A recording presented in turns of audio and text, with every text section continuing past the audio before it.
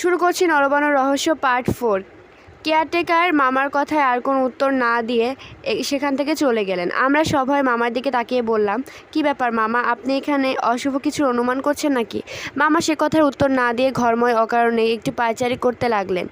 তারপর বললেন, না ঠিক তা নয়, তবে বাংলোটা অভিশপ্ত, না হলে দেখছিস না এখনও এর দুর্দশা ঘোচেনি। আমি ভয়ে ভয়ে জিজ্ঞাসা করলাম, আপনি এর আগে এখানে এসেছিলেন? হ্যাঁ, আজ থেকে 18 বছর আগে। দেখবে, তার প্রমাণও আছে। ওই দেখো দেয়ালের গায়ে কী লেখা আছে। কী আছে মামা, দেখে এসো। আমরা সকলেই উঠে গেলাম। গিয়ে দেখলাম ছুরির ডগা অথবা অন্য কিছু দিয়ে দেয়ালের গায়ে খোদাই করা আছে 3টি নাম। 3 বন্ধুর এই বাংলোয় অবস্থিতির অসভ্য স্বাক্ষর। 2টি নাম আমাদের অজানা, অপরটি আলতাফ মামার। মামা বললেন, আমাদের 3 বন্ধুর একজনের কাজ এটি। যদিও এইভাবে দেয়ালের গায়ে নাম লেখাটা খুবই খারাপ, তবুও সে লিখেছিল। আসলে তার মধ্যে পাশবিক প্রবৃত্তি ছিল একটা, কিন্তু তার সঙ্গে খুন খারাপির ব্যাপারটা কি, সেই কথাই তোমাদের বলবো আজ। আমরা অধীর আগ্রহে এক নতুন কাহিনী শোনবার আশায় তাকিয়ে রইলাম মামার মুখের দিকে।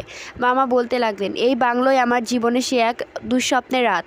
আজ এতদিন বাদে এই পথে এসে তাই আর একবার এই বাংলোয় রাত কাটাবার কৌতূহল আমি চেপে রাখতে পারিনি, এবং এজন্যই হোটেল ছেড়ে এই হতশ্রী বাংলোটাতে উঠেছি আমি।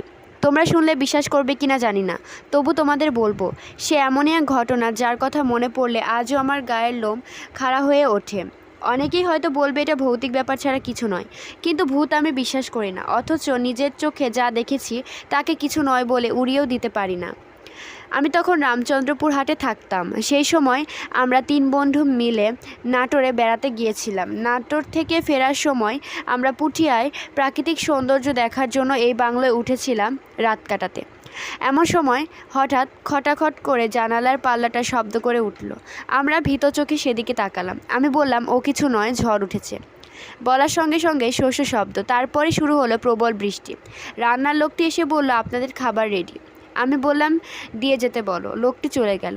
মামা আমার দিকে চেয়ে বললেন, খেয়ে দিয়ে বিছানায় শুয়ে বাকিটা বলা যাবে। আমরা ঘাড় নেড়ে সায় দিলাম। যাই হোক, খেয়ে দিয়ে যে যার বিছানায় যাওয়ার পর শুরু হলো গল্প। মামা আবার শুরু করলেন, হ্যাঁ, সেই ভয়ঙ্কর রাতের গল্পটা তোমাদের বলি এবার। সেও ছিল এমনি এক ঝড়ের রাত। আমরা 3 বন্ধু 3 দিকে শুয়েছিলাম, শাহেদ, আমি আর রিপন।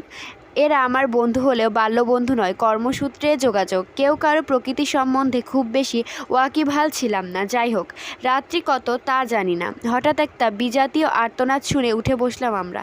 আমি, শাহেদ এবং হ্যাঁ, রিপন উঠল না। আমরা ছুটে গেলাম ওর কাছে।